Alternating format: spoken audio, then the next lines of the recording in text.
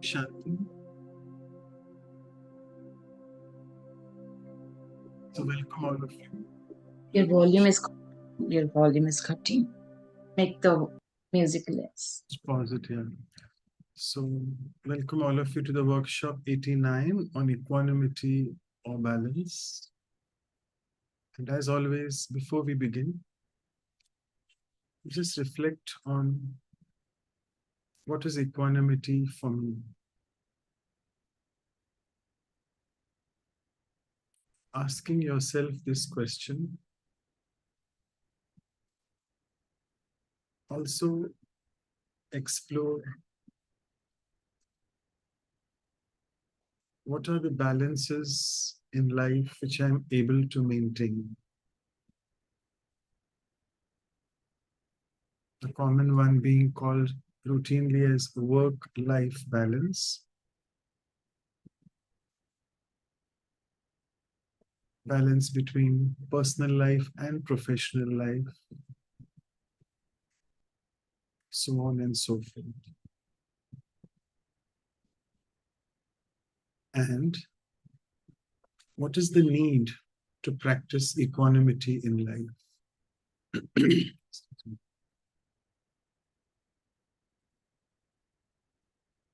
Why is this balance, striking this balance, so important, not only for a spiritual person, but more so for a person who is at home and also maybe working? So with these few thoughts, let's begin our workshop today. And we'll be having a workshop speaker, a senior Raj Yogi, Sister Sarah, joining us after the first hour. And we have our team of facilitators from the West Coast, Sister Anu and Sister Shruti. Welcome both of you. And also all the translators and the recorders, a big thank you for being there always for us. And also to all the participants as well. We still have less ones, but we'll start. We will respect the time for the ones who have joined on time. And as always, as I go further, we will show you the ice-breaking video. Slightly long, so I'll start sharing it soon. And then you see what insights you get. It's very self-explanatory. We usually tend to encourage only chat box sharings in the icebreaker video because of lack of time.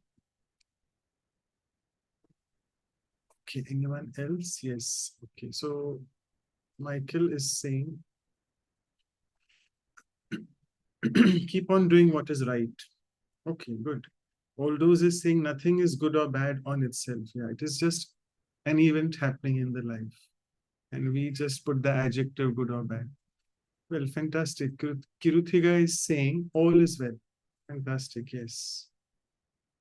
It reminds me of Amir Khan in that movie, All is Well, All is Well. He keeps used to saying that.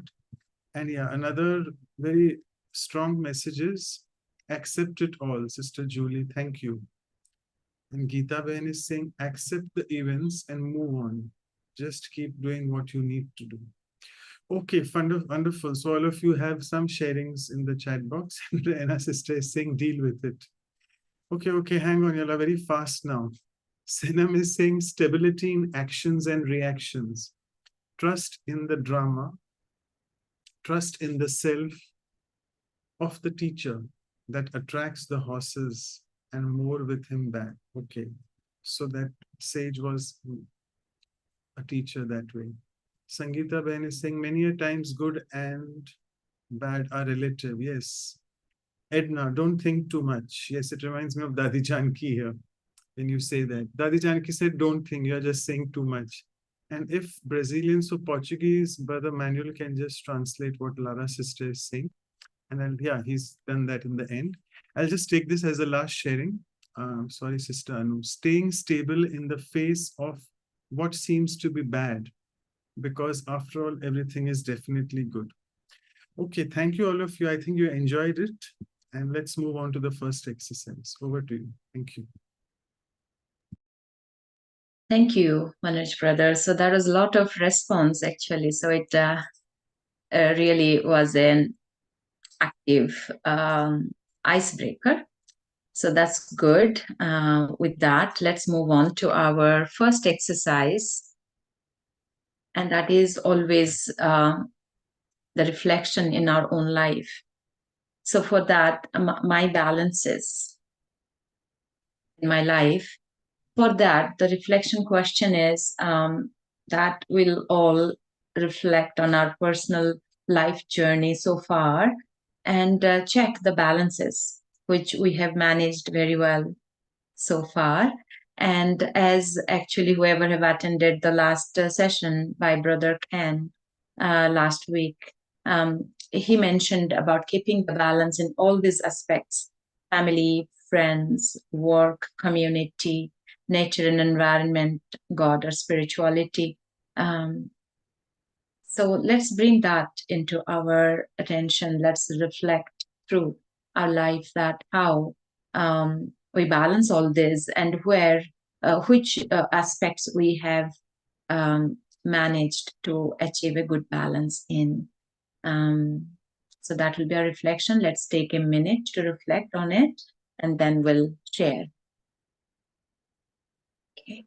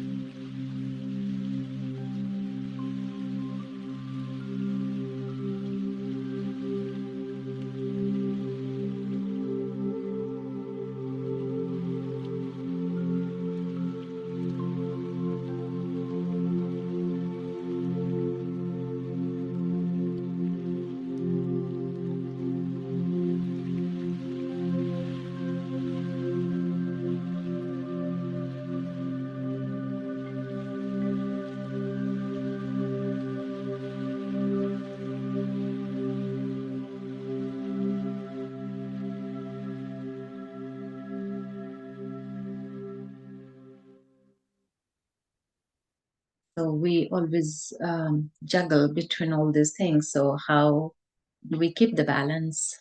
What is that?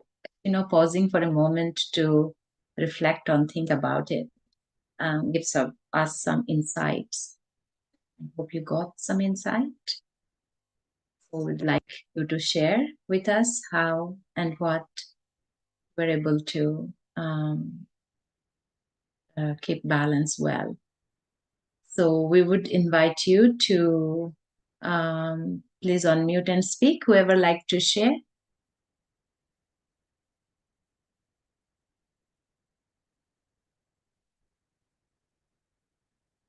Anyone? You all can unmute, right? Yeah.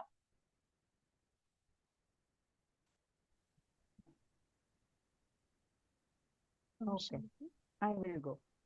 Om Shanti Manvi. Yes, please. Sure. Yeah, actually, when you asked to reflect, I was actually contemplating we are not sure whether we're able to balance or not. It seems that we try to balance, but eventually not sure whether we are able to do it. So I just wrote maybe like work life and spiritual life, but at the end, I feel we are still juggling. So that is much needed. We still feel we are juggling. Is there anything, maybe one particular incident we all can think where we were able to, it needs a lot of planning. A day goes with proper planning, you feel it was all done very well. And maybe there is something that is continuously you feel you are very well managing. So that's what we would love to reflect and share. Thank you, Manvi, for that. Can I share? Yes, Sangeeta, please go ahead. Om Shanti. One incident happened few days back, um, uh, as I'm a doctor in a corporate hospital, so one of the patients attendants, they were very high profile people. They were DSP and very high rank um, colonels and all that.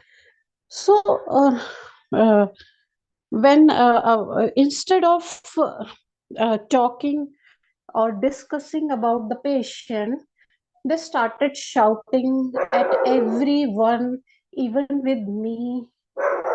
But at that time, when they were shouting, I kept my balance. I applied the gyan which I have learned, that if I keep my energy calm, so I can pull them to that state, which happened. I discussed with them with very calm state, and after a few minutes, they all were talking to me in a very calm state, addressing me, madam, madam, madam. So this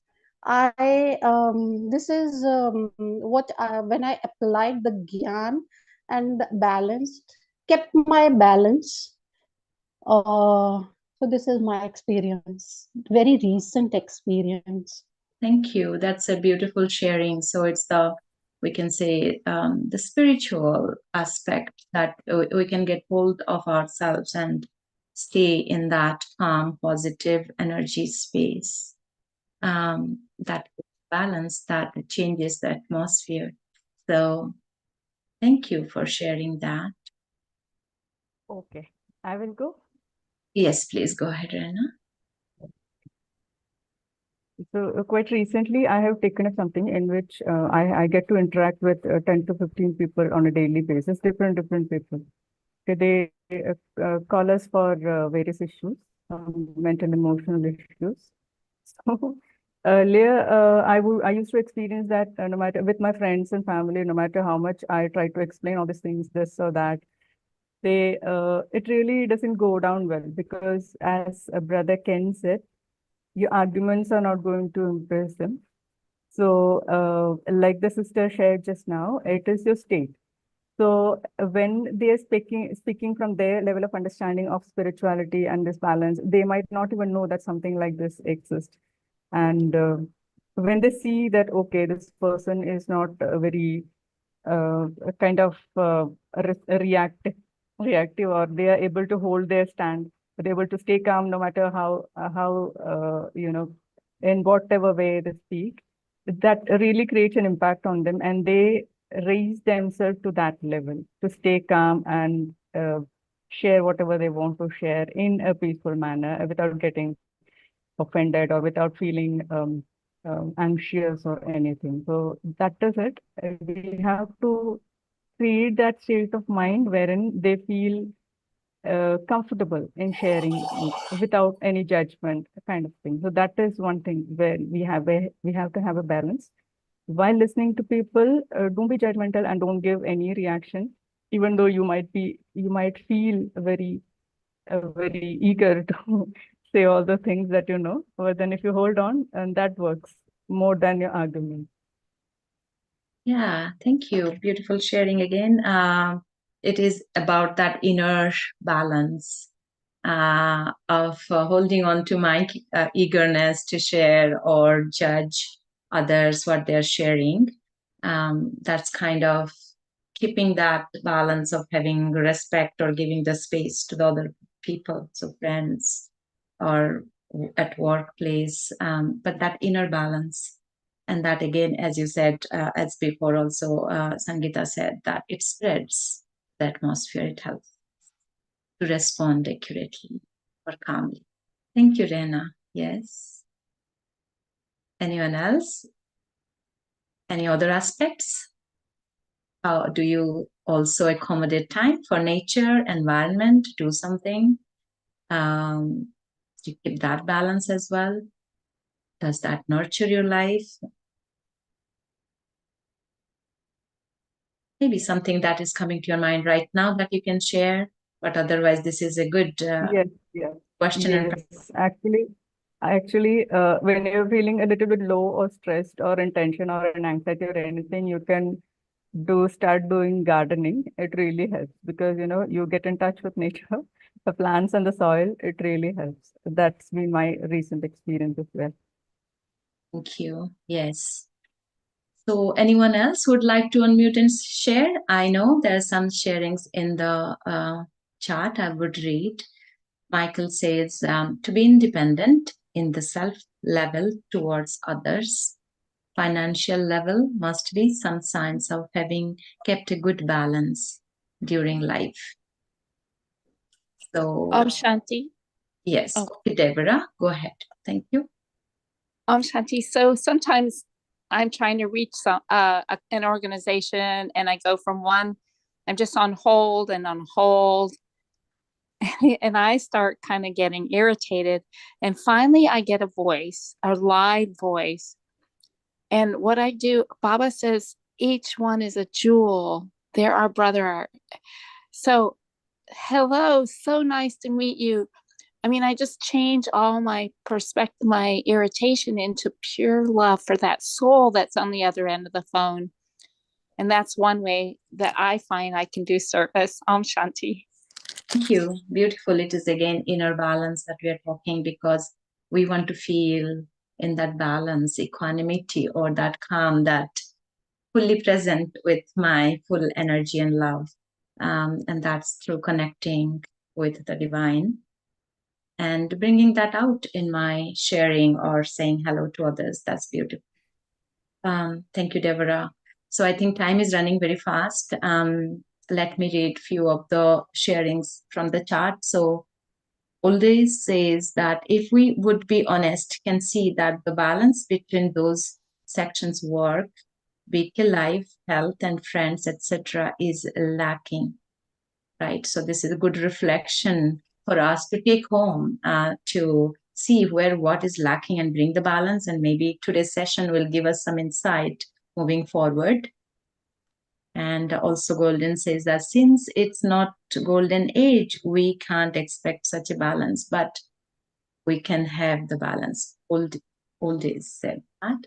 Sanem says to remain same in attitude, no matter what the situation, but being aware, ideally always in 1 second, being aware of any kind of situation and not to fluctuate, being like a sun that shines without discriminating. That also Brother Ken was talking about that. Yes, last week. The sun does not think, it just shines. So it's about the awareness that we can hold in 1 second. Okay. So Lara says in other language, Portuguese, that I observed that some situations and reactions are repeated. And then it is urgent to step back and go beyond that. Remember the Father and the truth that we already know. So if it is repeating, there's something lacking from my end. How can I bring my balance back? Thank you, everyone. Before we move ahead, Deepak Bhai is noting down all the sharings, if we can see it. Amal says balance is not to be identified with anything, your own body. Yeah, so as we saw, we are still we feel that we're still juggling. The balance is lacking somewhere, but mostly people talked about the inner balance. I am feeling good, anchored, like, held by that inner power, by connecting with the divine. And that spreads to the atmosphere and without discriminating, like the sun, keeping our attitude the same. And if repeating situations, we have to catch it and bring the balance back. Don't think too much.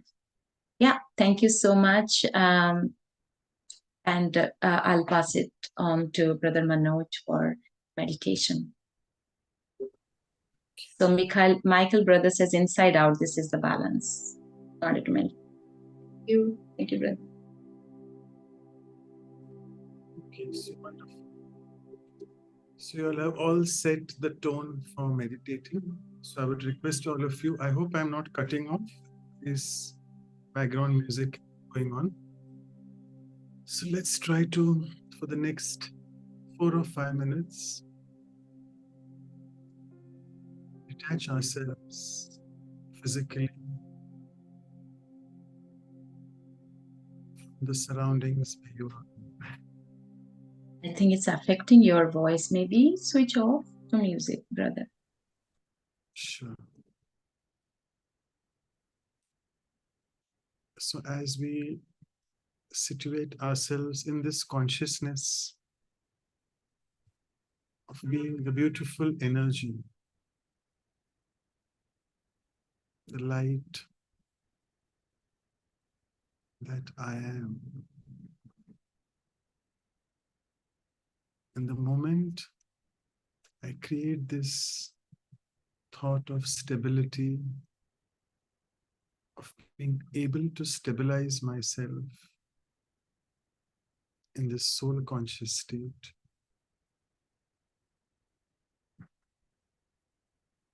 I start feeling a sense of balance.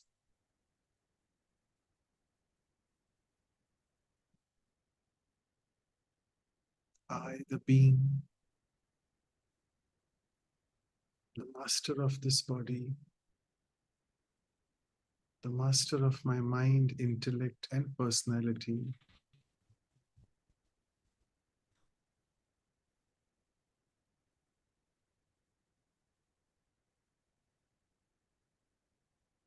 look at your journey so far.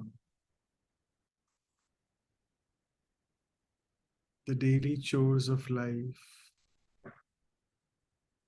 getting up in the morning, doing things for the self, that is personal things, taking care of the body, so on and so forth. And then as you move on to your workplace, see yourself as that beautiful energy which is so constant and stable.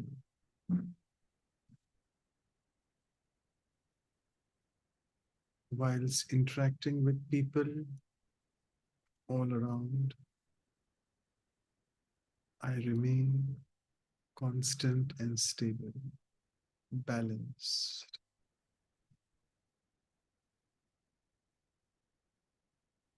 And look at all the events happening in the day as a detached observer.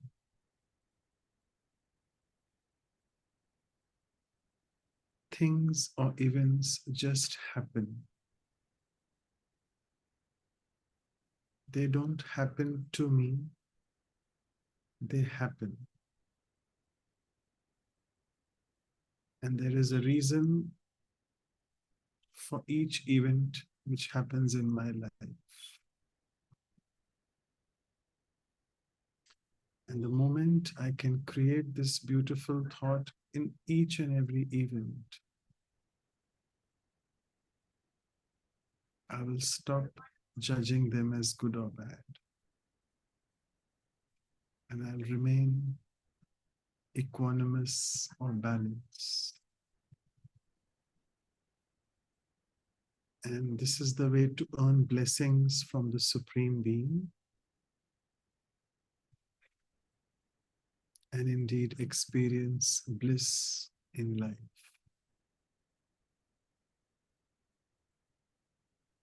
So let us just conclude with this thought. Looking at the image in front of you on the screen of how the pebbles have balanced with each other on top of them. Same way, I, the being, am able to balance everything in life. And through this balance, I'm able to get blessings from the Supreme and experience total bliss. Shanti, and with this, let's come back and be ready for the action plan. Over to you, Sister Shruti. Thank you. You. Okay, so with that beautiful meditation, what we will do now is start to think about more about balance in life. Now, in the sharing, several of you were mentioning that there isn't enough balance, or can there really be balance? And this is the time to really reflect on it.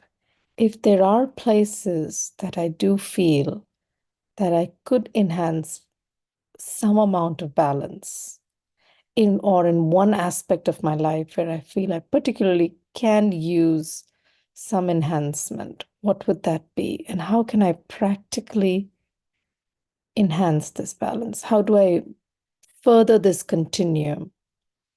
So a couple of minutes to reflect areas that do need additional balance, and how can I practically achieve it? A couple of minutes to reflect, and then we'll come back to share.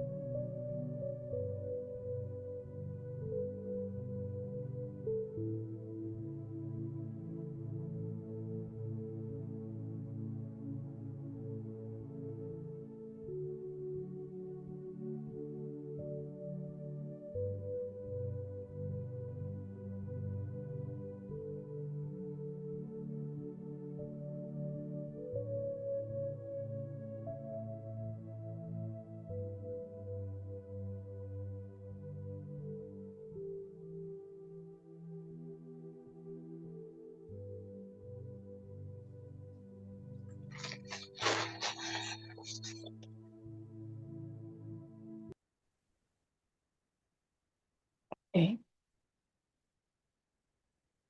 So are we ready? Would anybody like to share?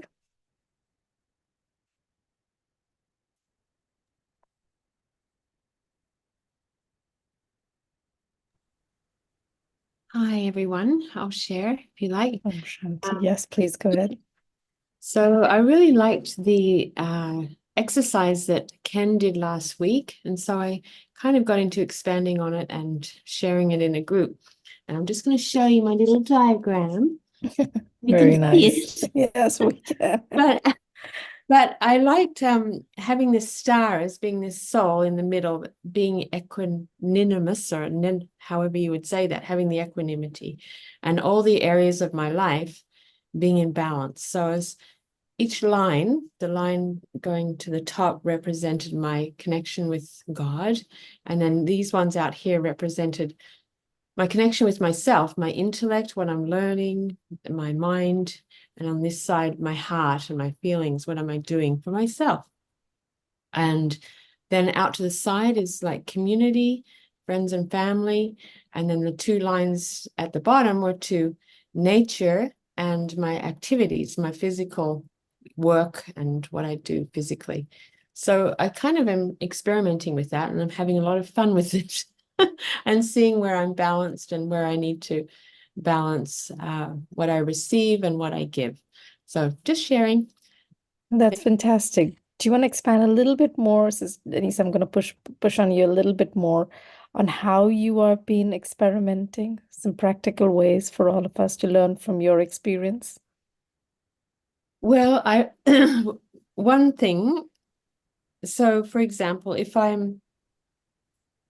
there's an area that's kind of short on my line, like I'm not doing that much, for example, I don't think Ken had put this in the diagram, but what I'm putting in there is my things for myself, what I'm doing for myself. So for my feelings, for my healing, for my heart, and expanding on that a little more. So I'm just using it as a way to see Okay. how much I'm doing in different areas. Okay. Yeah. Very nice. Thank you. Anybody else? Yeah, go ahead, please. Okay. So any sort of balance tends to get disturbed when there is any challenge, right?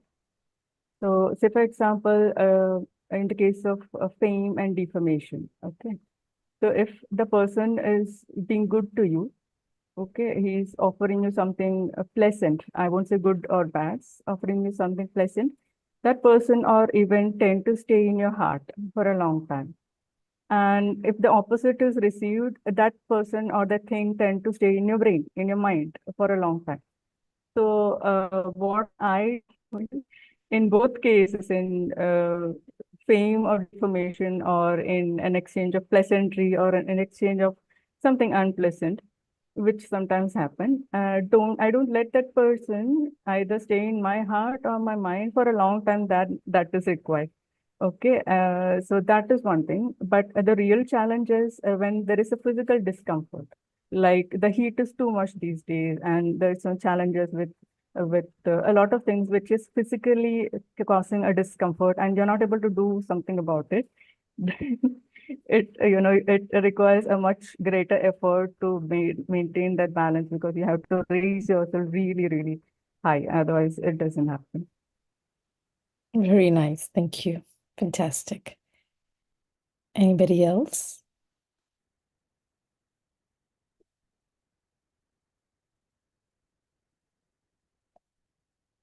I know there were a few folks that were talking about not having enough balance and even questioning whether balance can be achieved. We would love to hear if there's any reflections from you. Sister Geeta wants to, she's unmuted. Yeah. Oh, very nice. Please go ahead. I keep my thoughts very simple and practical. Over a period of time, I think we all learn by the experience. Now, I was thinking to have the balance, even physical balance, I have to use my both the legs to stand firmly on the ground. And my mind also has to be a little stable. If it is not, then I can't sit still. I keep moving. So same principle I apply everywhere.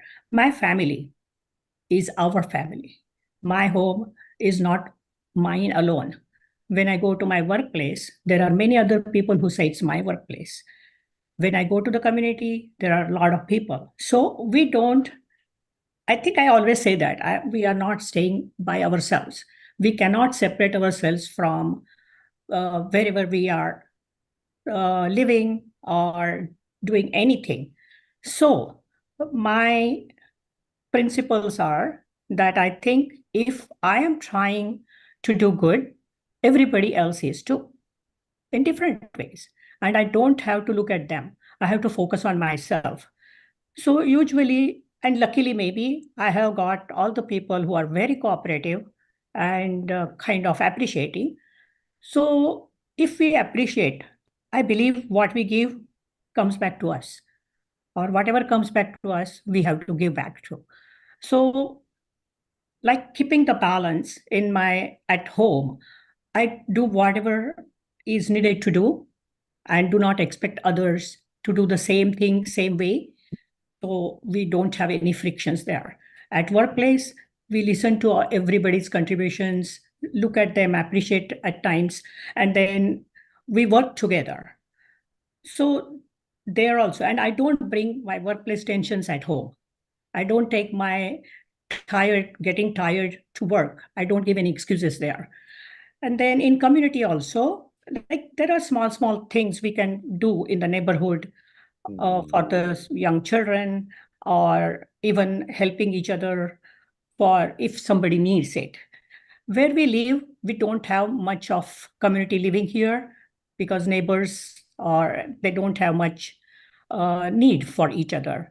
But back home in India, when I've lived for many years in India, so all our neighbors were our friends, and anybody needed anything small, right from a cup of tea or a spoonful of sugar to anything when somebody's sick. We never had to ask anything to anybody. Similarly, like nature wise, we have a small park beside our home, and we all take care of it when it is too hot. So we make sure that it is watered or something like that. So I think there are many other values if you have to have and appreciate in others also if you want to keep your life balance in every field. Very nice. Thank you. Sanam, please go ahead. Thank you. I do agree. Experience is very important, and the experience is actually constantly studying helps. Studying the elevated spiritual teachings, as we had today in the Murli, spinning and Swadarshan Chakradari, and being uninterrupted is possible. If not, of course, people sometimes say, "Oh, I don't always have time," but it is possible to create some time, and being imbibed in the spiritual knowledge and in the teachings, it helps very much with the balance because it remembers, and it's the remembrance that we have to stepping back often, sometimes for the balance, and to checking the self and if in what progress we are, and in what how uninterrupted we are. So creating time is one thing, and experiencing the learned as often as possible, because that shows us if we are successful or not. And once we actually experience it, we see that we have learned, and stepping back in solitude, churning, reflecting. Thank you. Very nice. Very nice. Yes, absolutely. Studying, then stepping back and reflecting. Fantastic. I think we'll take one last sharing from the chat. Lara, and thank you, my brother, for translating, says, think less and meditate more. Be aware that nothing is personal. That is, things and people are as they are, and everything is fine. We're souls. So just a wonderful way for us to really bring it back to where we started, that nothing is, things just are. So not to take anything personally. Deepak Bhai, would you like to just present the summary of all the sharings?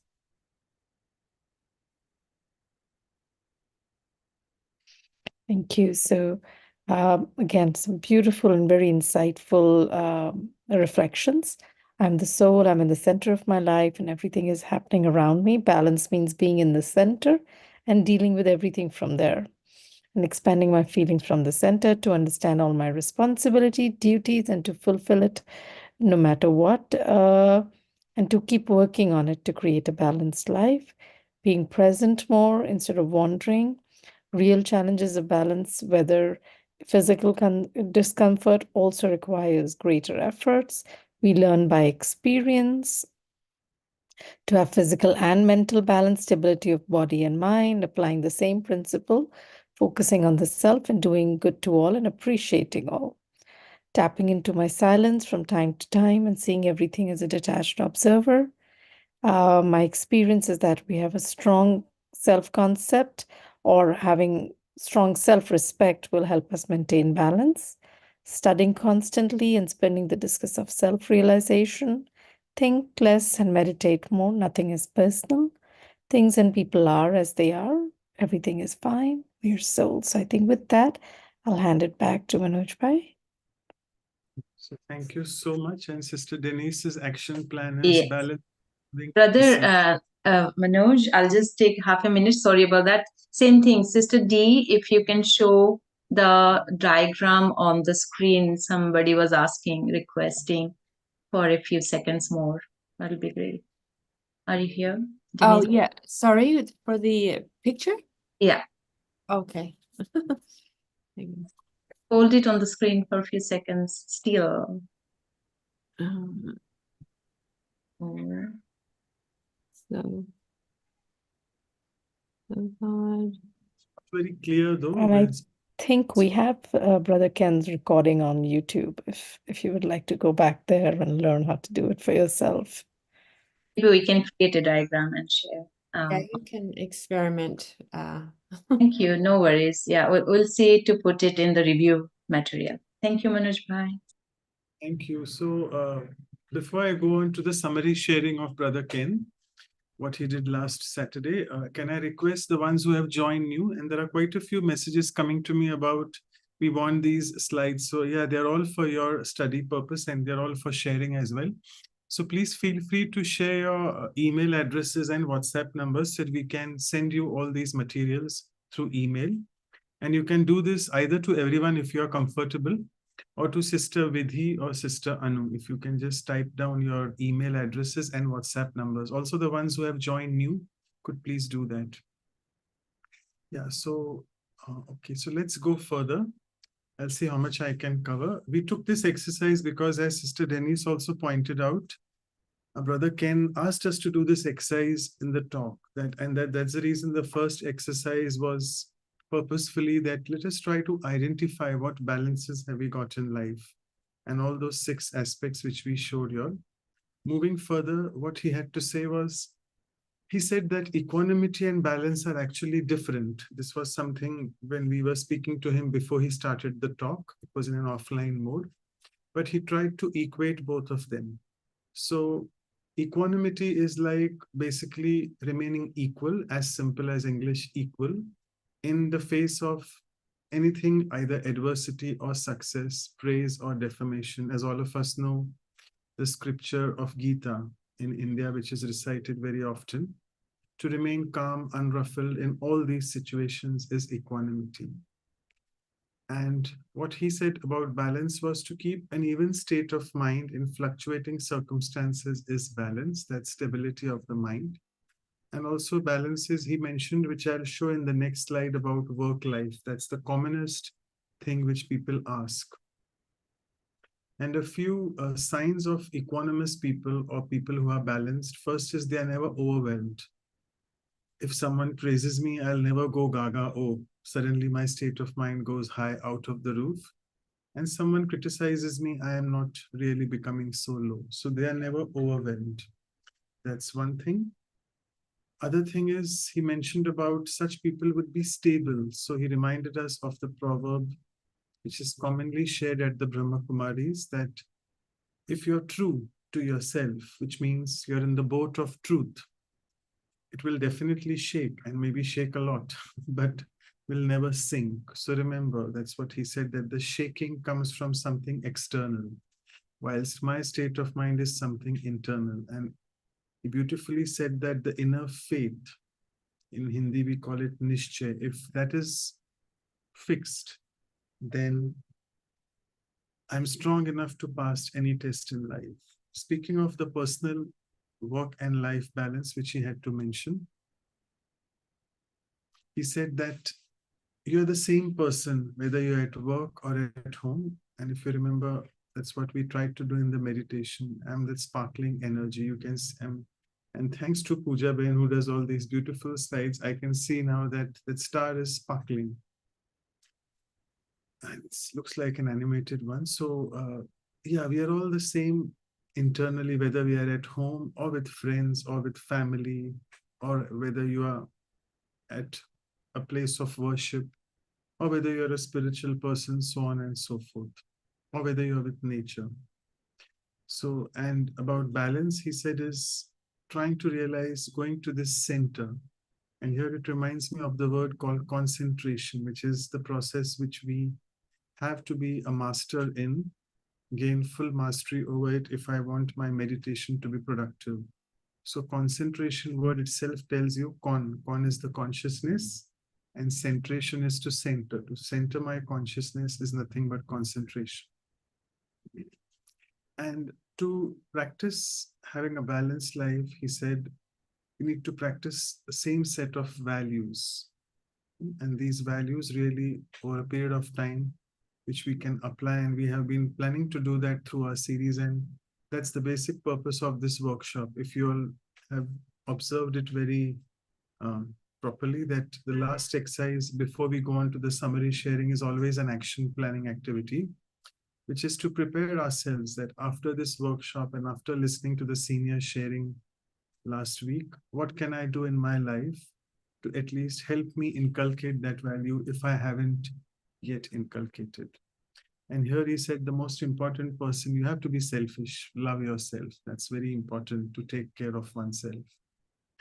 His quote is, balance is being in the middle, being centered, and being grounded. And that's when I connect with equanimity.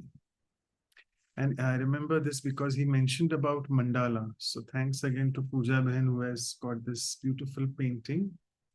It's a typical dot mandala painting. As you can see, in the center, there's a dot, and around that, there are many circles of dots and all sorts of what we call as geometry of life. Everything in life is actually very geometric and very balanced. So mandala that's what he mentioned. It's a Sanskrit word, which means a circle. And spiritually, it symbolizes the circle of life, that we'll have many circles of life, but at the center point, it's me, I, the soul. And despite being in so many circles, I am still very centered, very grounded, very much balanced. So this mandala in the art, it's a creation that signifies the transformation from being sad to being happy, from negative to positive. So it's all about being equanimous in all situations. And also, as we said, it's often used to focus and concentrate whilst doing meditation. So if you look at this image for a long time, try to look at the circles outside, just for beginners. For regular meditators, you may not do this because you're already aware in the self-conscious, soul-conscious state.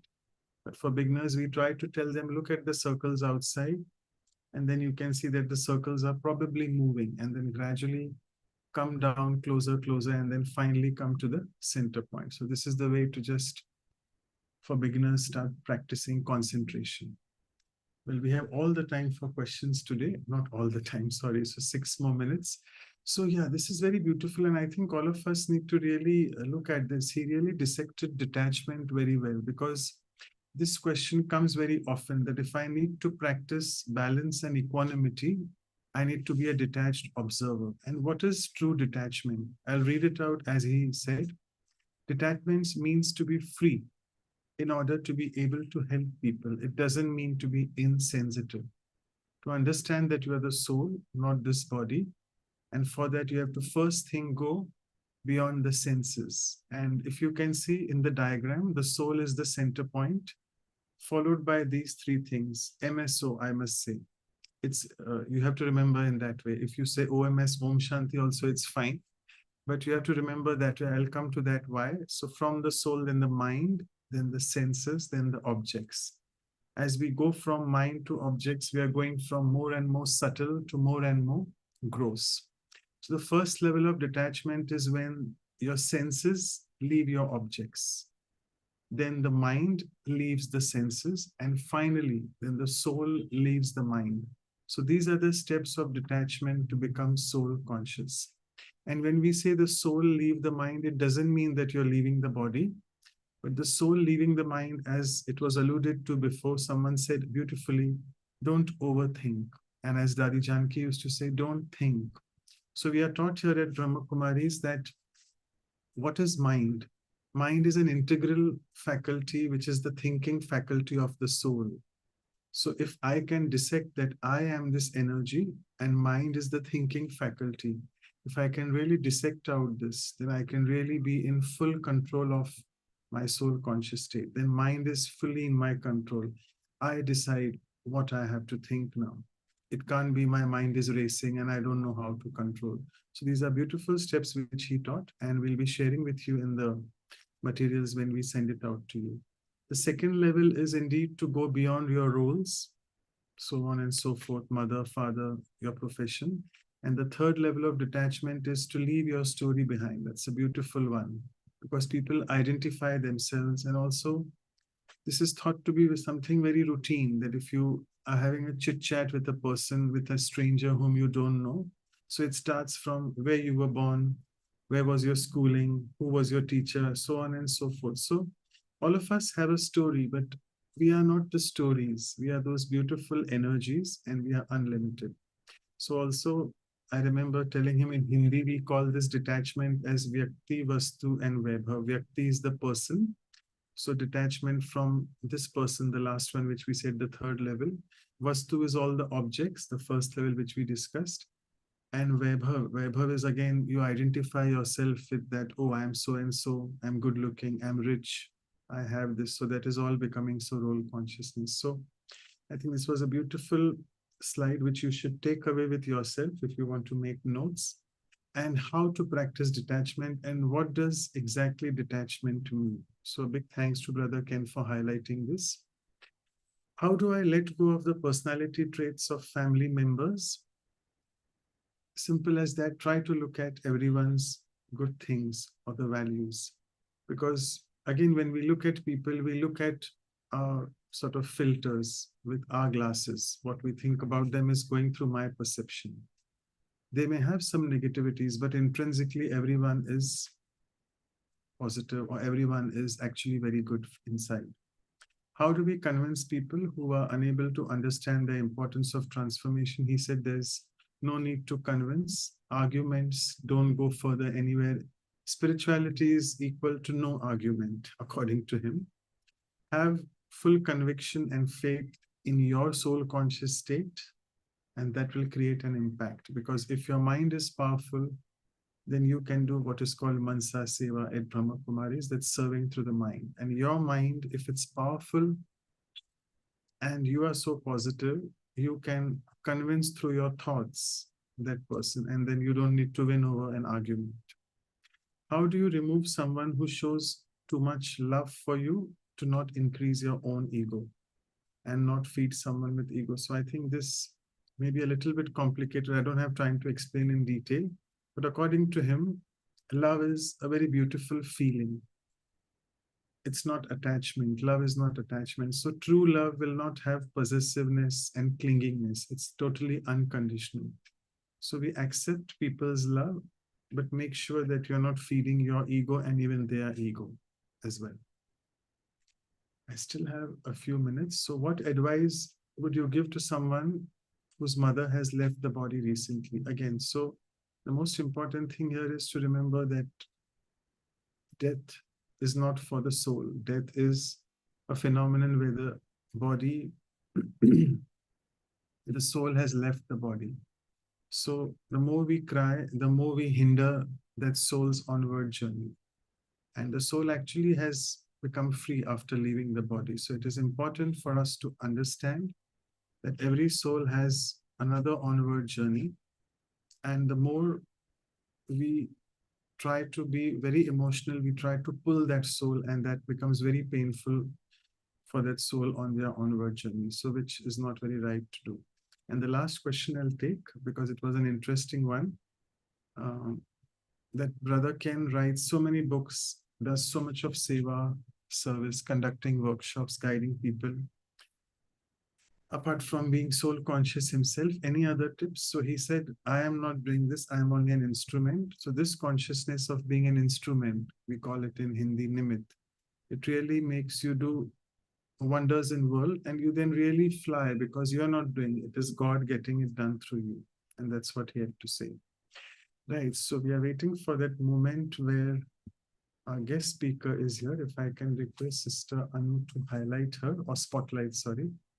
Yes, thank you, Sister Sarah. And before I pass it on to you, I'll just introduce you to the audience, because you're joining us for the first time. But many people know you also through the Sanjeevani series, I'm sure. So Sister Sarah Fitzgerald, who is originally from Cambridge, UK, is a trained interior designer. And this interior designer, I must say now, after being into spirituality, she really does the interior design, which is the truth of life. She has worked at the Science Museum as well as at a number of design consultancies in London. And she became interested in spirituality in 2009 when she took up language teaching in Southeast Asia. And then I think incidentally, she picked up or discovered Raj Yoga with the Brahma Kumaris while being in that Southeast Asia and Cambodia. And since then, she's returned back to Cambridge to continue her career in teaching, and more importantly, to deepen her understanding of the real interior design. And as always, a small poem. Sister Sarah shall today speak on how to have this delicate balance so that we don't fall out and have spiritual imbalance.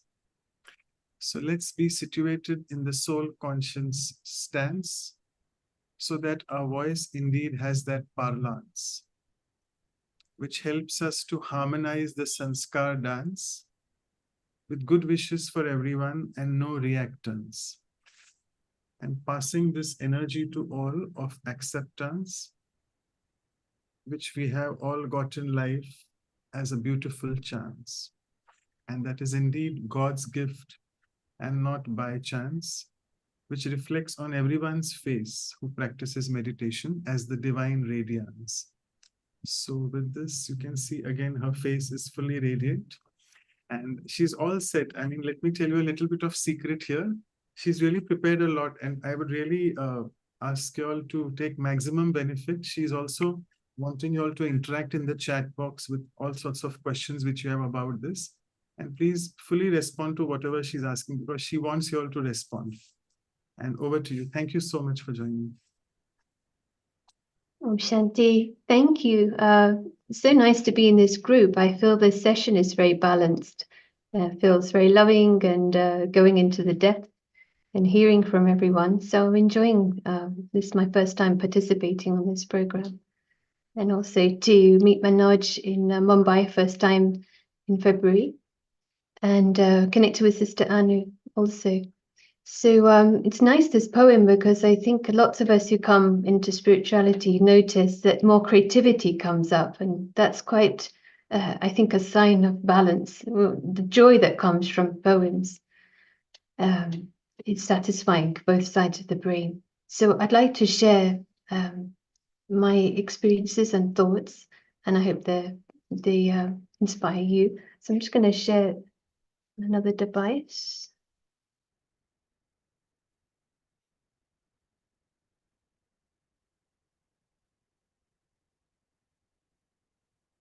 Playful image. But I would like to start with this continuation that balance and equanimity are an art. I think the word art brings joy for me and beauty. And so in different ways to see how this could be a way to explore the subject. So in natural art, if we seeing the picture on the left, there's Starry Night, it's called. So the composition is very balanced, the type of elements that are used and the expression.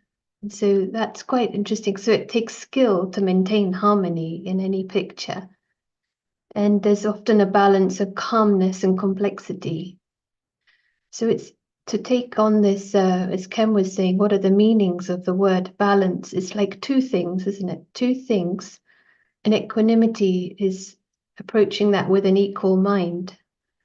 So art maybe helps us to experience that in a way that appears very beautiful.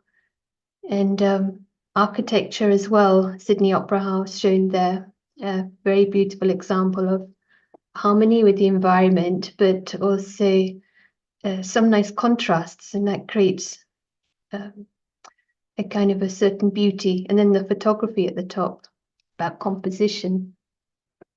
Also, we have examples in sport.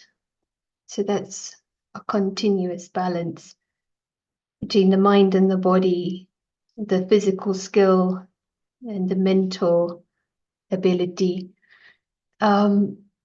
That has to be sensitive for the sports person to constantly adjust and also know how much to push. So music is an interesting one, where it's kind of exhibiting these qualities. And another aspect is like a expansion music, especially classical music, that is held together by the essence. The balance of the essence is like the theme, the thing which repeats many times. And then it goes back and it gets into expansion, but it comes back into this same few notes. And so it's very satisfying to listen to it, because there's two things playing together the whole time, going away from the center and back, a bit like that mandala. And the sensitivity between the sound and the silence. And in some music, it's the sensitivity of emotions, and while maintaining control, like giving enough of the human experience, but not so much that it becomes overwhelming with the emotions. So in some kinds of music. And so the beauty comes from the art of keeping the balance with all of that. As feel free to share if there are anything, ideas that come up which may be inspired, examples of beauty in art, sport, or music. But another area is, well, obvious in some performance. And also it makes you realize a certain joy in life, that the possibility that we can be showing what the human is capable of. It's quite fun to watch. But nature is another example of balance. So what we are seeing is relationships in like especially diverse ecosystem is constantly maintaining a complex of processes, interactions. I remember when I was in Southeast Asia, I visited Borneo, and it was Malaysian Borneo in the jungle, and this experience of being in an environment which was perfect in its balance. Everything was had a relationship as if with everything else. So it'd be interesting if you've had those experiences, that nature shows what the possibilities are. It's a symbiotic relationships. And often in nature, something gets balanced in us also, so we respond. I love the picture of the tree, and plants always trying to rebalance themselves. Sometimes their growth means they go one direction, and the fact that with the tree, it has the yin and the yang. So you've got the coming out with its full potential, but it's the time when it has to come back into itself, and energy goes into the roots.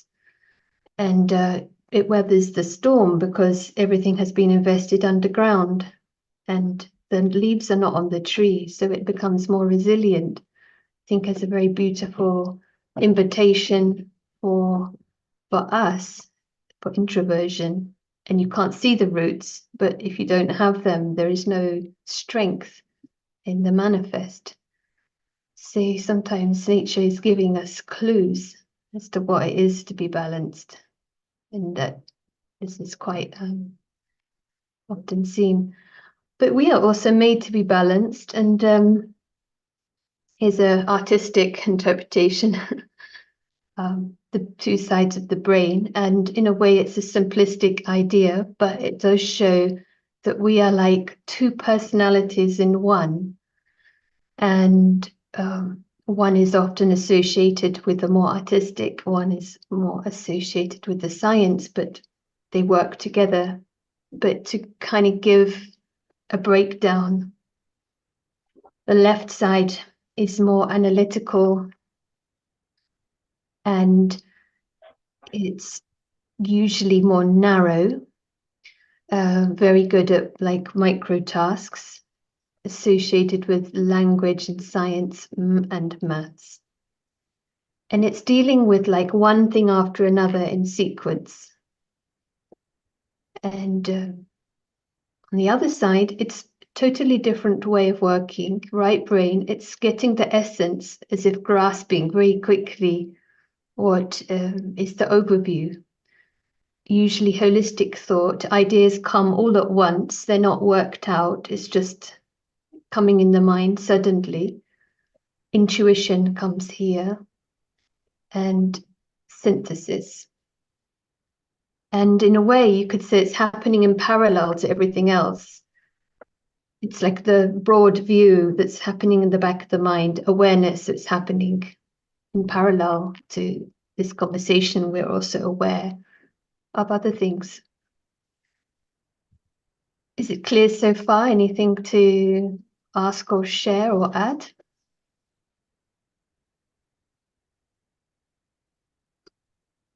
Nice to think we're made to be balanced. It's a good start.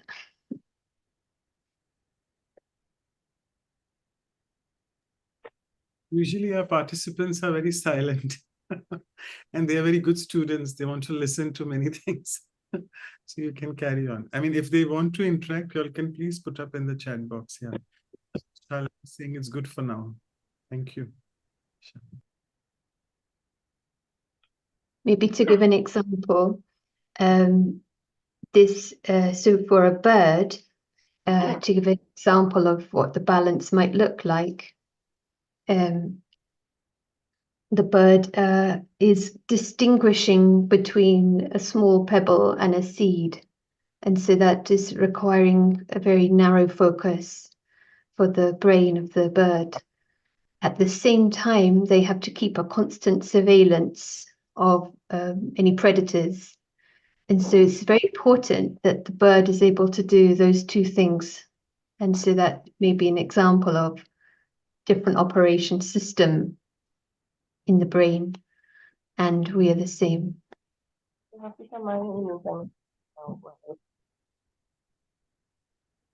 But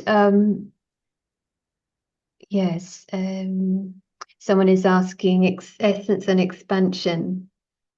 Is it to do with the right and the left?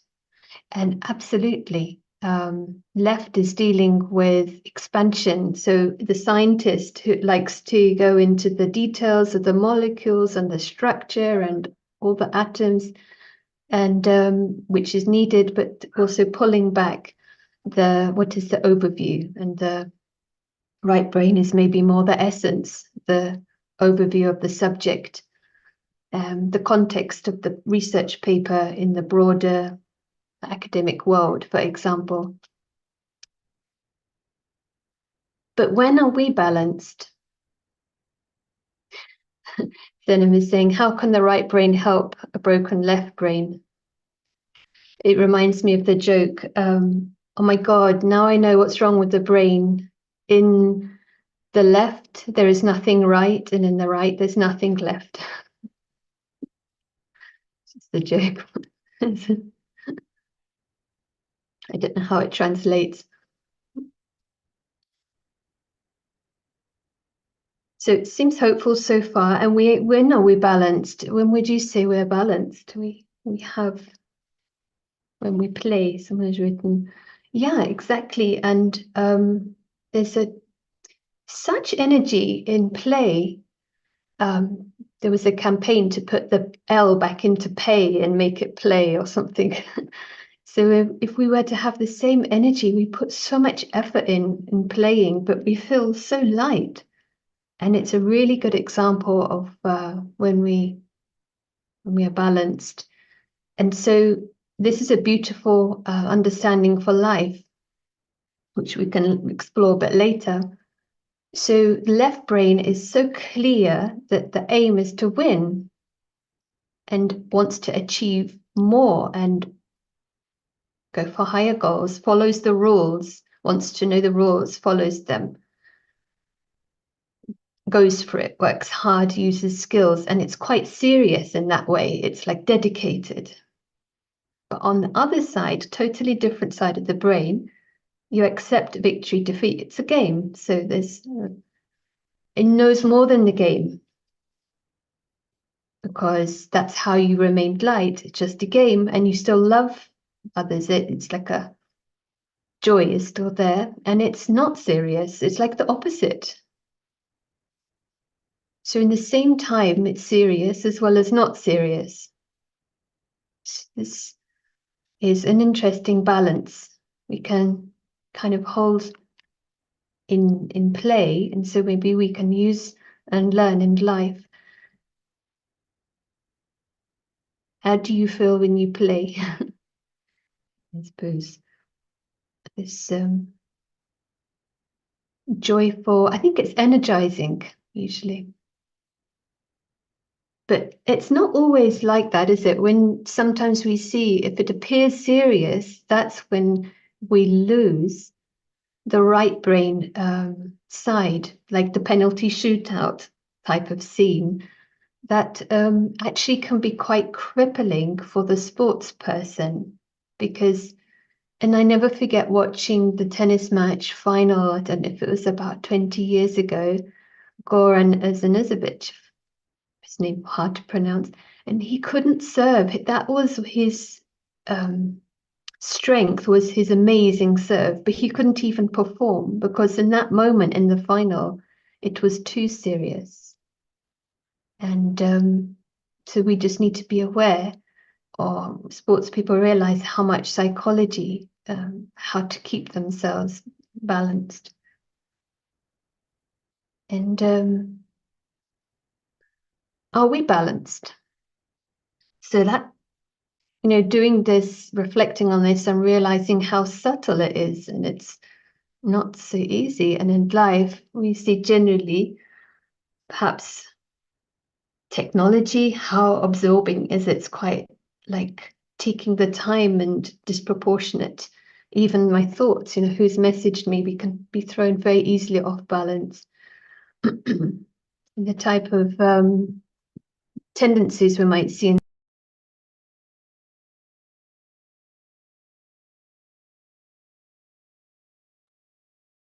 that might throw us off balance. ये भी चाहिए भाई हाँ Someone is managing the home life balance. It's good. Getting kids involved.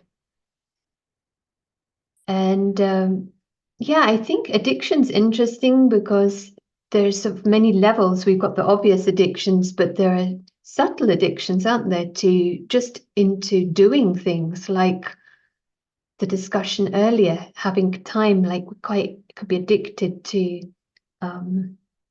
work even, and that's when we lose our balance. Sedentary lifestyle, it's not helping us to physical, mental level. So how can we return to our natural balance and equanimity? And this has already been answered in many various ways.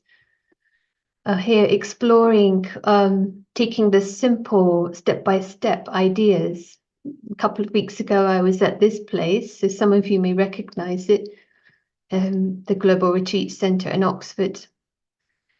And when you're visiting somewhere, it's such a joy because you've got such a clean, clear relationship. You're there for like 3 days, 4 days. And so you have this feeling that every moment is a gift, especially a beautiful place. But anywhere, it's like foreign place, you're fully there, you're involved, you might be washing up also, but you're so light. And so your mind is not getting caught up with the expectations that we might have in our own place, or the kind of familiarity. Your mind is very fresh.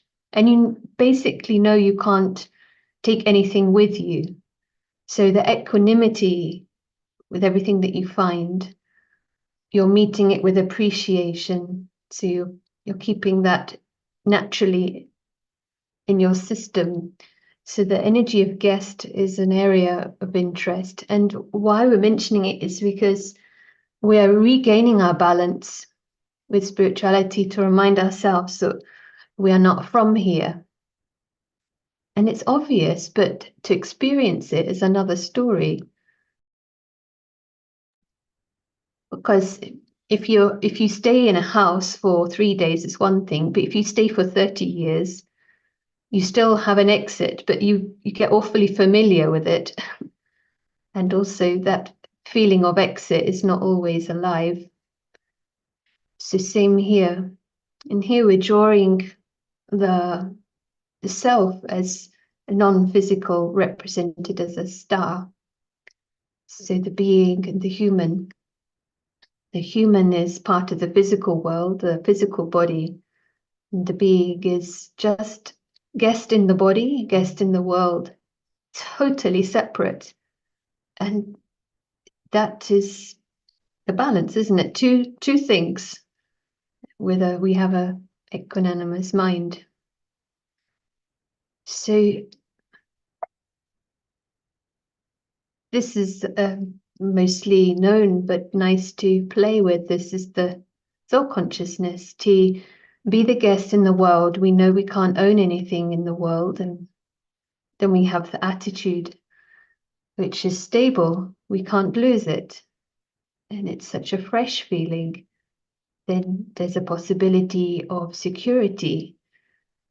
And you're connected to what is timeless beyond this constantly changing planet. And the bliss, the contentment, that is not from dependencies on anything out there. So these are the points you could literally just work with one of those and it connects to all the others. So this creates an orientation, maybe to work from. And I included this slide. Sometimes people say, how can I'm busy at work, I'm fully involved, and I find it difficult to meditate. So what's the balance? You know, we associate meditation with sitting somewhere and in a particular place. But say this example, someone who's living in Spain, Zaragoza, she comes to Cambridge for 3 months to learn English. And so for those 3 months, she is very involved in the lessons, very involved with the grammar and meeting people. So she's present in Cambridge, but she never forgets that she's from Spain, she's Spanish, with her family and her home. That's in the background. But it's not like she may be having it merged. She's in the middle of a lesson. She might not be emerged thinking about Spain. But as soon as the lesson finishes, she's probably going to go on her phone and probably get onto the WhatsApp and get connected again. So in that way, she's very balanced. She's not lost and thinks that Cambridge is where she's from. So this is also showing the brain balance. It's like back of the mind, backdrop is she's from Spain, she has her family and her friends. That's very clear. But at the same time, she's involved. Left brain is analyzing the grammar. And so this awareness, we want to awaken that the same way we have a home, it's timeless, we're all connected, all are part of that same family beyond, and we're visiting here. And in a moment, we can remember and have that fully emerged, and we get connected. It's like we got connected with the WhatsApp. We get connected. And that way we will maintain a beautiful balance. We can be here, but we can also connect to where we are from. So this balance is really to identify that we are separate from the performance. So in this case, we like the example in Cambridge, we use it all the time. We've got Sean Connery, who's the actor, and James Bond. So they're two separate things. And Sean Connery is not James Bond is not an extension of Sean Connery. They're totally different. And that it would be unhelpful for Sean Connery to think he is James Bond. So we're clear. And so in the same way, when we start to grasp in those moments this clean difference and how refreshing to be so free from the slightest identification with the performance, in this case, the soul from the performance of Sarah, that's part of this theatre of life. And Sarah is gonna have an end, has a storyline, and it's almost, I can say, like a script. But the actor is associated with, in this case, Sarah, and then has a journey. And then there's a chance of being in equanimity, isn't there? Because something happens to Sarah when this training of this detachment, freedom from the role is there. We have the option to be objective, sometimes misunderstood as passive. It's not passive, but it's extremely active, but it's coming with strength of detachment. You might or might not say something, but it's never from defensiveness. So you can play the part fully, which may be, so as a teacher, you might have to give a warning to a student, but it's not with anger inside. You're kind of able to keep the feelings of love whilst playing the role. These practices, they give such a glimpse how equanimity can be possible when the world is a stage, that everyone has a part, a huge variety, but the equanimity is because the love is not based on the performance on that variety stage. It's an interesting question. How would you know when you are balanced? Is it when you see more than others can see? I think maybe as we continue, it might get easier because it's becoming quite subtle. And if we're looking at this image, if we're looking for the drama to confirm, sometimes we get trapped in that because it comes back. The ego wants to project success on the role constantly.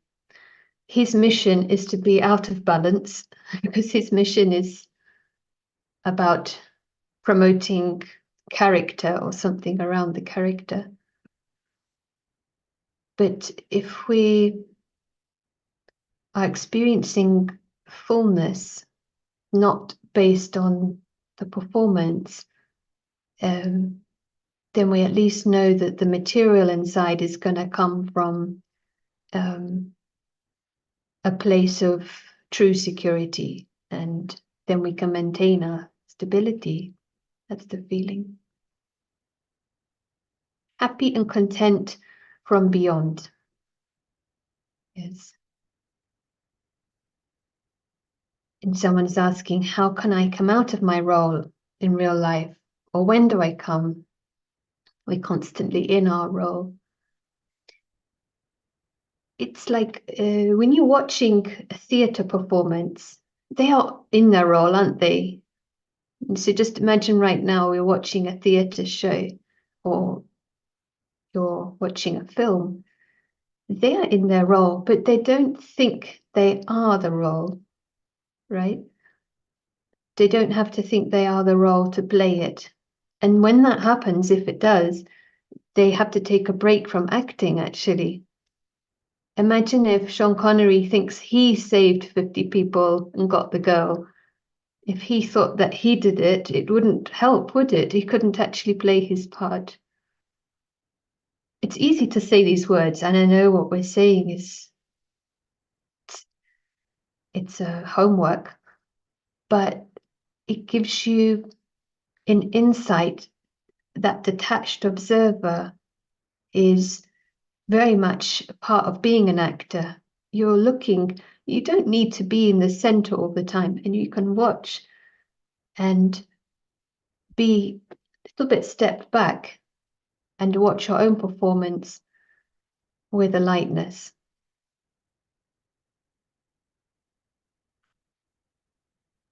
So two realities.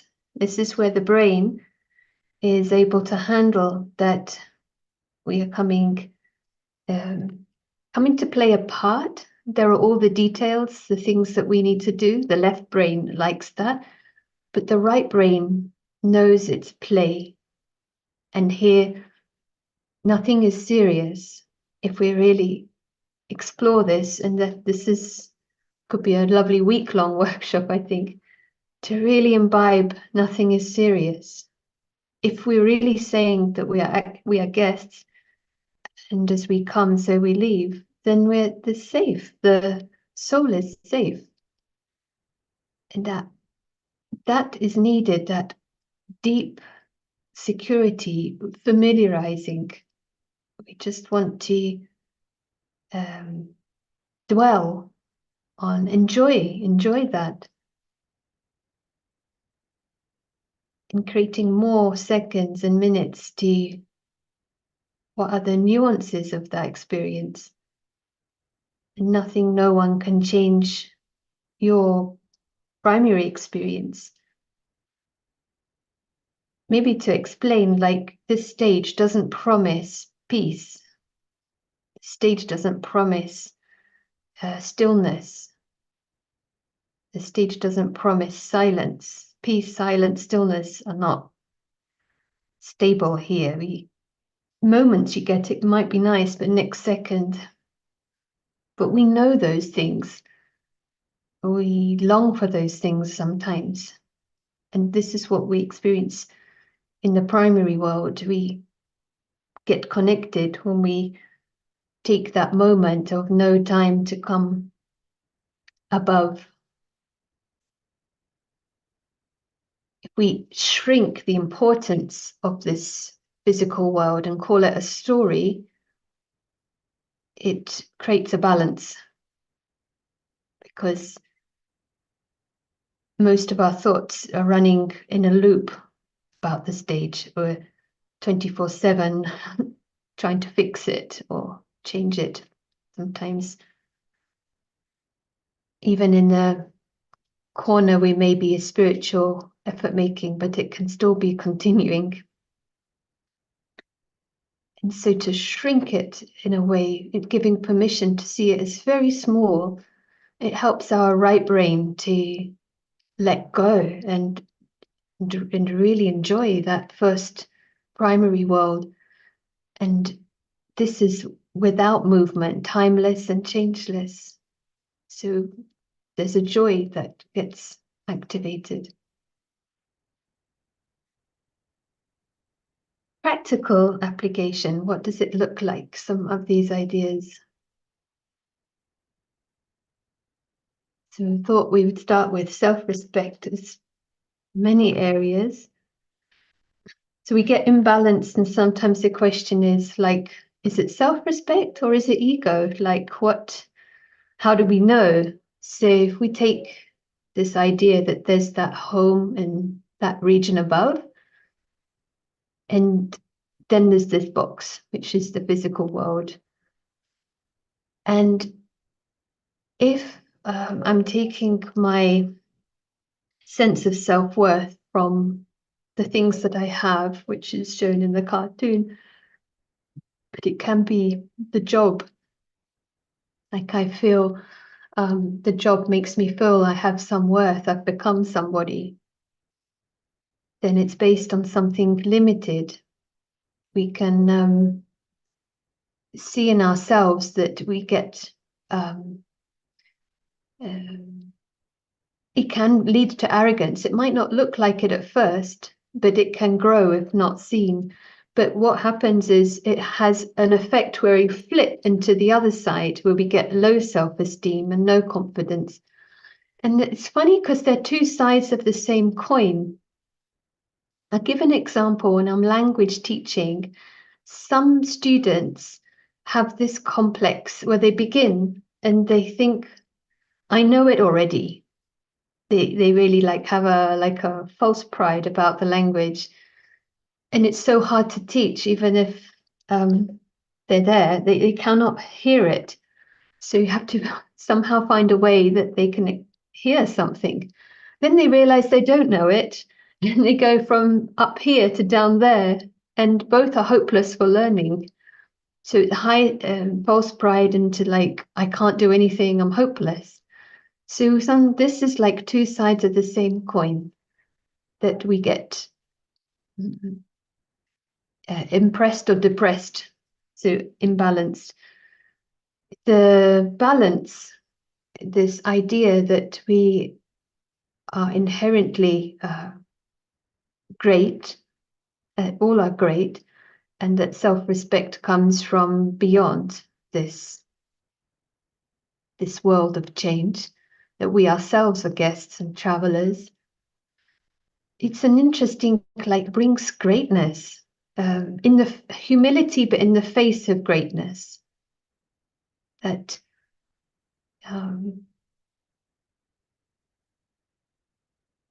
quiet confidence, but you're also able to respond. So nice to explore this. So invitation, maybe checking the balance. What does it feel like to be in this soul-based honor, the self-respect of the soul? And how could it contribute to greater equanimity while playing a role in the drama?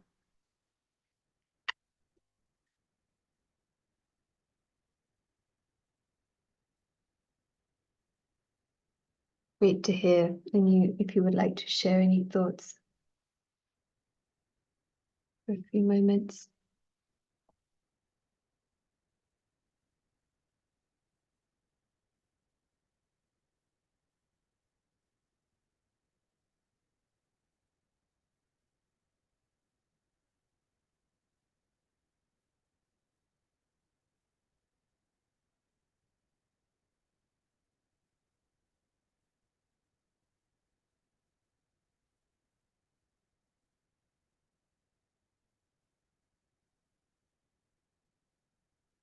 Like this word honor somehow, and I think in Hindi there's a nice word for honor, and it feels blissful to be in soul-based honor. Yeah. Light about existence, dignified and graceful. And it's another area is like, am I more aware of my weaknesses than my treasures? It's like a checking. Magical. When we are playing the role in self-consciousness, we are detached. The latter has a hand raised.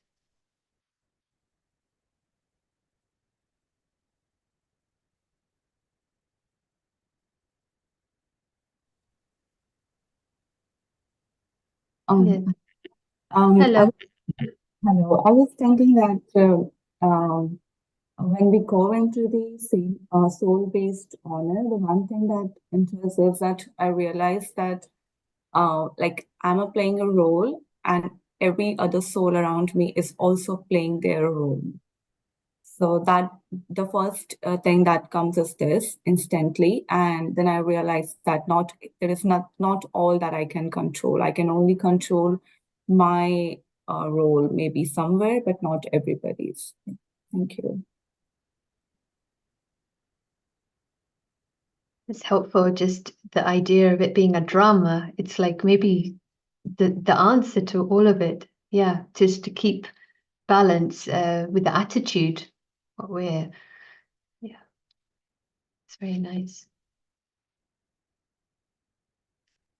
Some reflections here. Self-respect is not tied to the temporary and unpredictable world. Like, we just don't know. This next second the electricity can go and the whole thing crashes. So if the self-respect is not tied to it, it's so deep and stable. There's a natural and authentic equanimity in praise and affirmation. If we are having self-respect from this soul conscious, these moments. But what I think is helpful, because we're talking about something that takes such refinement and practice, but when we glimpse it, that contrast is so precious, because then it's clear to see when we're off balance. Even dwelling on what someone said, like little criticism, mind goes back. It's a little signal, isn't it, that I was taken off balance. Some little noticing those little thoughts, we get a clue. It's like seeing what's underneath the iceberg. You get kind of insights what's going on. But when we notice it, we're so much more free to be sensitive to that. The other area is a big one in relationships. So the three areas, like apathy is when, example, if someone falls in a hole and you go, oh, drama or karma or something, and it's like there's no feeling. So that's imbalanced, right? It's like and sometimes detachment is misunderstood as apathy or coolness, and it can be done, or it could even be the sort of renunciate misunderstanding that you move away from something or someone. But it's a response, because the sympathy is the other side, where you jump in the hole with them, and it's like, oh, I feel what you're feeling. Oh, it's so bad. But actually you're in the hole, you jumped, and someone has to help you both. So it's like one sympathy perhaps leads to apathy, like I can't take this anymore. So you have an apathetic response.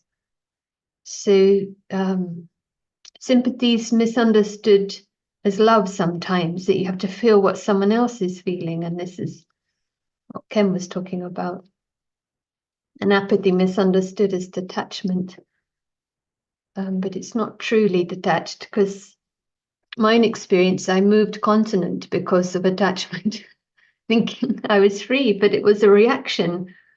I want to get away from this my life. So what's the balance? And one way of the word would be empathy. So you are practical, say, and it's already been shared, you stay stable and you help someone come out of the hole.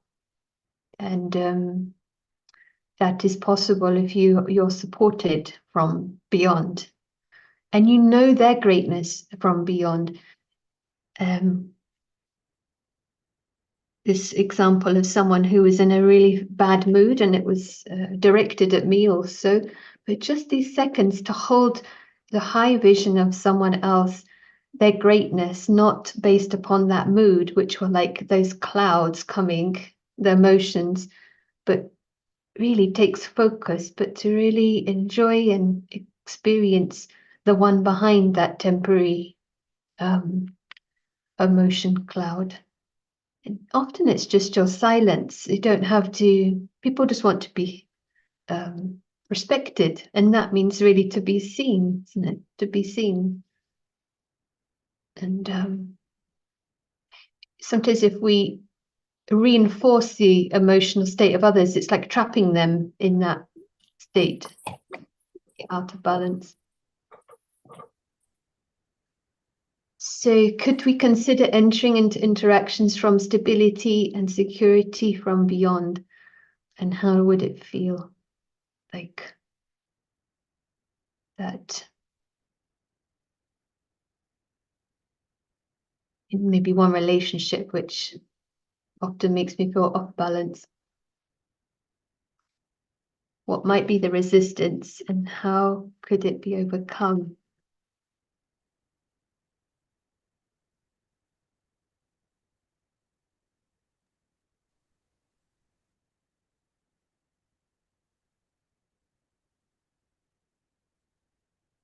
My close family member, I used to feel very emotional, because I was feeling I was dependent on their emotional state, and you think you're helping, but you're just, so the help that I feel I've been given is to give space, that they know why they're doing what they're doing. It's not to make, we get so caught up in relationships and each other's needs.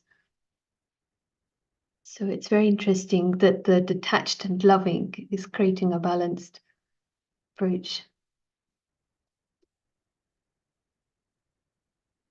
And some thoughts that came up, that the conscious soul knows the greatness of others, and that like mercy is this, it's like celebrating the others in a way. And unity, love, and belonging is taken care of already if we are feeling that space from beyond. And that creates inner stability. We're not begging for it here. We might not find it here, but we know that this is everyone's reference point, and the more we're experiencing it, we're helping them to reunite with that stability. And I think this is the biggest gift, where if we're equanimous, then it's a gift to others. It connects them to that reality more easily.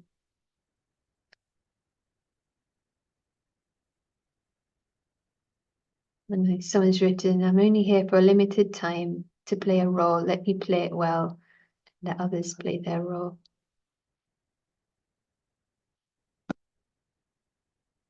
Yeah, shine the light, whatever the situation. Maybe last one is actions. And the Gita was mentioned earlier, that I like the expression. So coming into actions is a pleasure desired. So it's like compulsion or excitement. And so speaking to students, like so many, they switch their phone on first thing in the morning, and it's like straight into the pleasure of messages. And but we get like addicted to compulsion into doing. So that's one. And then we go in the opposite, hated compulsion. So it like maybe burnout, but it became like an apathy. And also perhaps we have preferences when we're in this kind of imbalance. Certain things we want to do, certain things we don't. So what would the balance be? And then the act of sacred duty is so beautiful. So act with sacred duty done without a pleasure desired or a hated compulsion. So it's like for the one who is full in self-respect, it's all for the higher purpose or the greater good. And you are here in the first place to give. You have everything in those moments. This is for the invisible guest that feels like this. This is a gift. And as a guest, you're happy to do the washing up. Someone says, can you clean the car? Yeah, that's fun. And it's fun to play with water. So as a guest, a visitor, things get divinized. So higher energy. Yes, someone's written, when there's ego, there is anxiety, suffering, and arrogance. In soul consciousness, there is peace.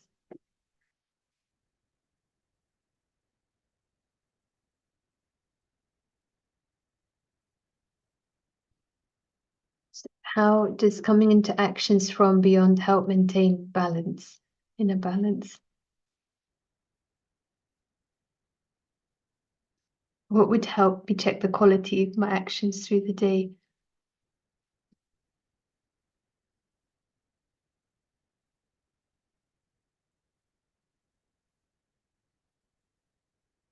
Like the karma in the yoga, I mean, the yoga and the karma, isn't it? That's often mentioned in this philosophy.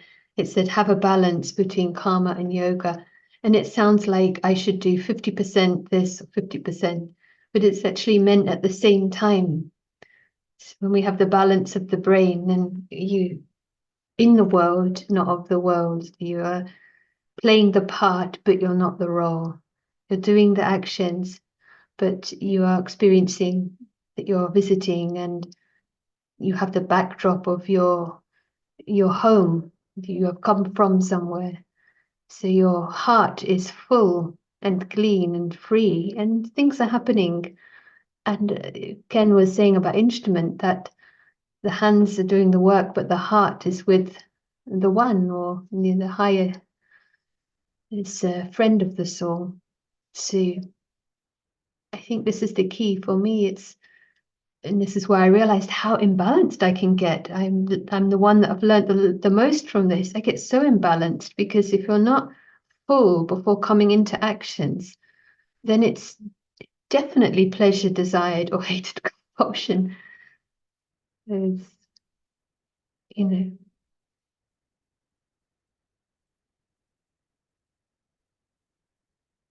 So from beyond, there is balance between actions. Balance because actions arise from a sustainable inner source of unconditional joy and contentment.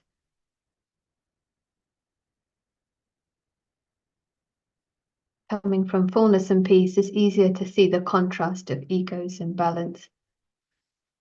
It's a kind of the Rajopradhan, isn't it? It's like the doing, and it when we get the feelings of the refinement, it helps you can sustain what you're doing better, longer, the quality as well.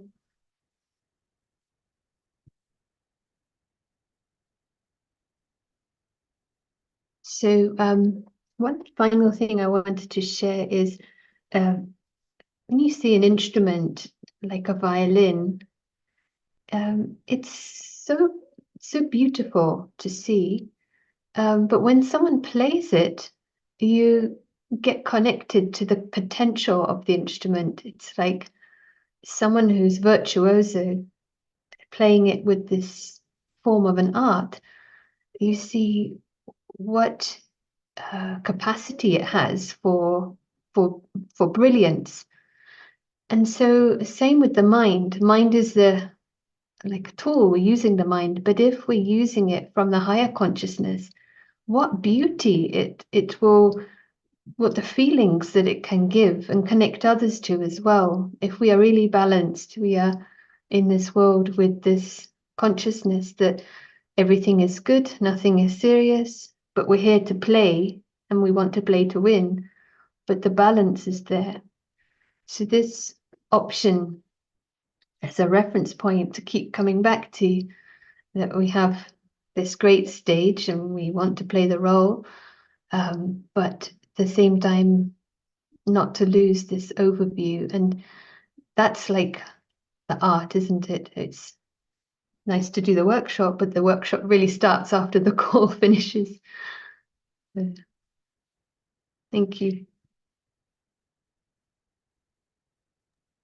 So wonderful. We would want you to go on and on, but obviously you have to respect the time.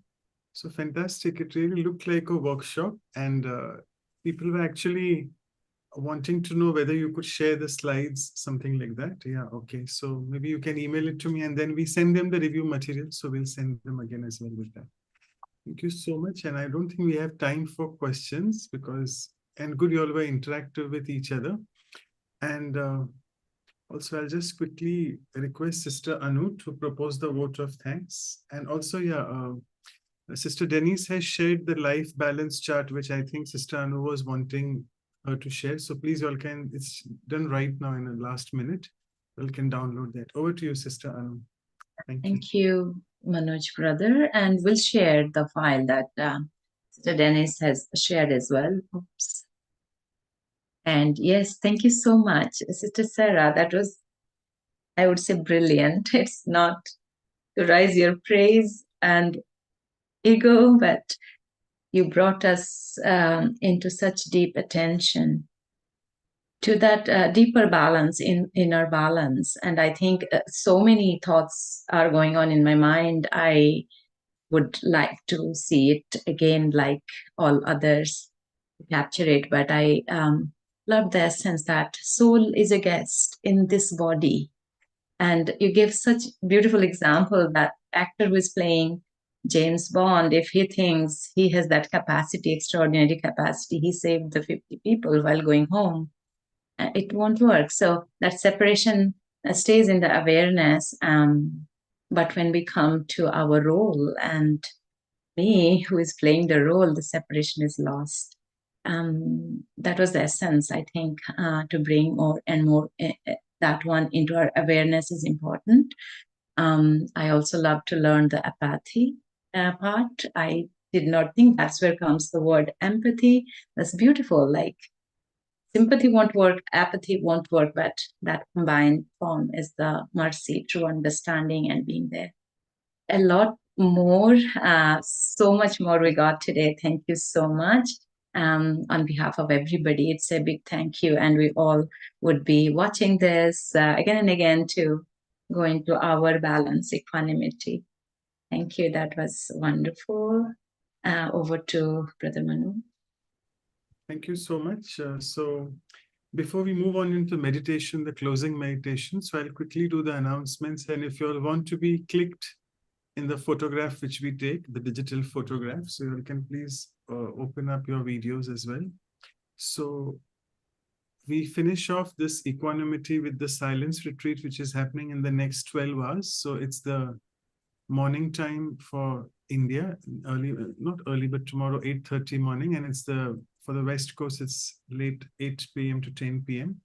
And these silence retreats are based on the teachings. They are usually for BK students, Brahma Kumari students, but I mean, the people who are new here can also join in and just see, experience the silence. And, you know, a silence retreat is a good way to help you inculcate the value in a proper way. If still there is something lacking inside, once we sit in silence, it really helps you to absorb what we have really heard so much over the last 2 weeks on equanimity, and finally decide for self what I really need to change in my life to develop equanimity.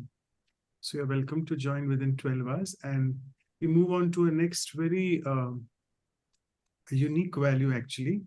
We'll be having our very dear senior Sudesh Didi, who not only is the European director, she's the European director as well, but also she's the director of Gyan Sarovar now, and also most important, the joint administrative head of the organization.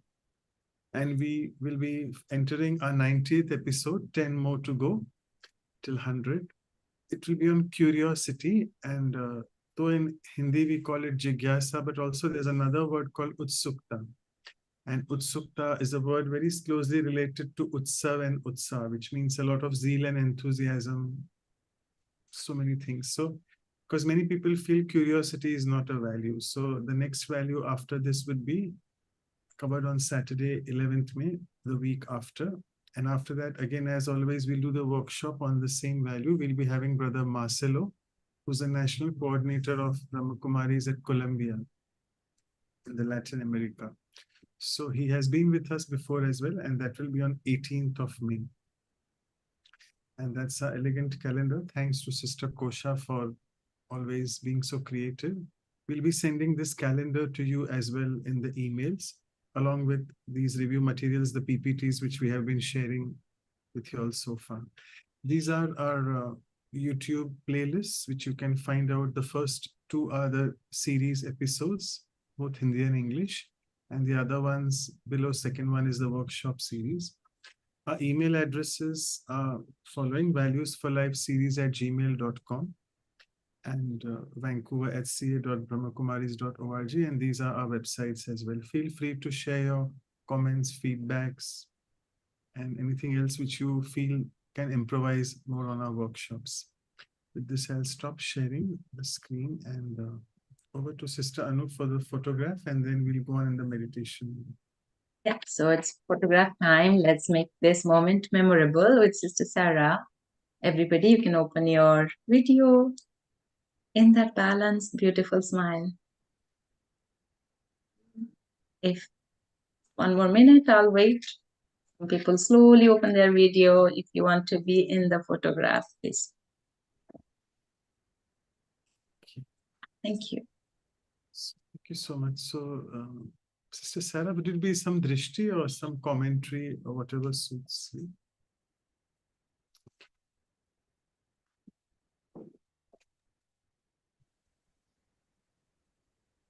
Commentary will be great.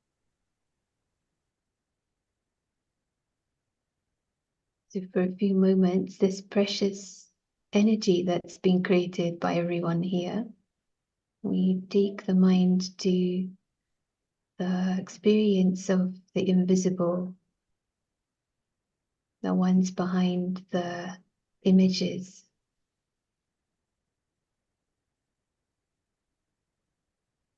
And the natural balance, natural joy, natural freedom. We take the mind above the theater. Theater is down below. Everything is there, but it is very small.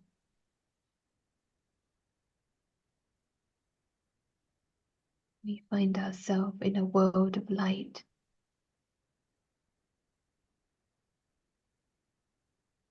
A family of light.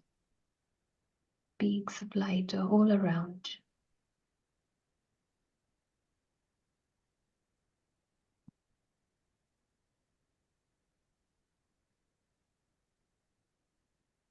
Natural, peaceful.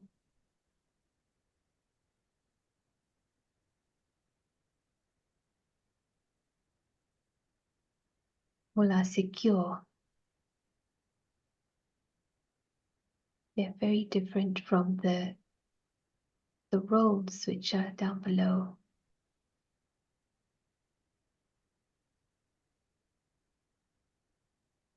And it is with that joy,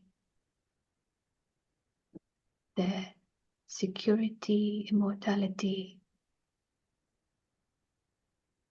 they visit and associate with this great performance, like a game.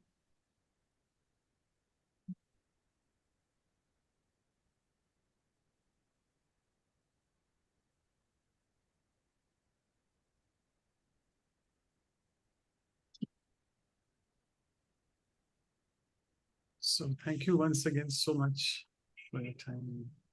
Thank you for the wonderful session. Thank you, everyone. See you again. Thank you, Sister Sarah.